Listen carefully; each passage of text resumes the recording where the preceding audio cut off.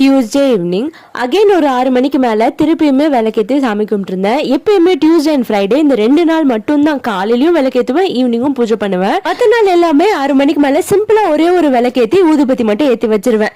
அதுவும் இன்னைக்கு பாத்தீங்கன்னா தசாங்கம் பொடி ஏற்றி வச்சிருந்தேன். வீடே சரியான மனமா இருந்தது. ஒரு மாதிரி கோயிலுக்குள்ள இருக்க ஃபீல் இருந்துச்சு. நான் விளையாட்டுக்கு சொல்லல, நிஜமாவே தசாங்கம் பொடி வீட்டுல சாம்பிராணியா ஏற்றி வச்சீங்கன்னா நம்ம கோயிலுக்குள்ள இருக்க ஃபீல் எப்படி இருக்குமோ அதை கொடுக்கும். ஈவினிங் வீட்டுல பூஜை எல்லாம் முடிச்சதுக்கு அப்புறமா ரொம்ப முக்கியமான ஒரு இடத்துக்கு போயிருந்தோம். ஆமாங்க, கொஞ்ச நாளாவே எனக்கு இந்த லேப்போட நீட் நிறையவே இருக்கு.